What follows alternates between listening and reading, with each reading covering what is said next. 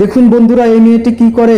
মেয়েটির অনেক ক্ষুধা লেগেছে এবং সে ভাবতে থাকে কি করা যায়। সে দেখতে পায় দোকানদার কাজ করতেছে। মেয়েটি দৌড় দিয়ে খাবারগুলো চুরি করে দৌড় দিয়ে চলে যায়। দোকানদার বলে, এই মেয়ে তুই আমার খাবারগুলো চুরি করছিস কেন? মেয়েটা চুরি করে দৌড়াতে দৌড়াতে একটা ছেলের সাথে ধাক্কা খায় এবং মেয়েটি পড়ে যায় এবং খাবারগুলো রাস্তায় পড়ে যায়। মধ্যে দোকানদার চলে আসে, তোকে পাইছি, তোকে মেরেই ফেলবো চাচা।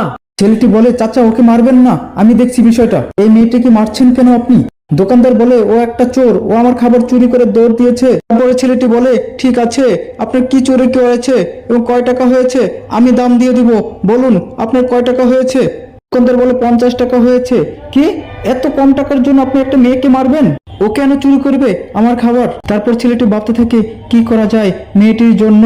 তার নিজের পকেটের টাকা তারপর ওই দোকানদার লোকটিকে তারপর দিয়ে দেয়। দোকানদার লোকটি বলে, এই মেয়ে তুই আর আমার দোকানের সামনে আসবি না, তাহলে তোর খবর আছে। মেয়েটি চুরি করতে গিয়ে অনেক ভয় পেয়ে যায়। ছেলেটির উপকারের জন্য একটা লাইক এবং সাবস্ক্রাইব করে যান।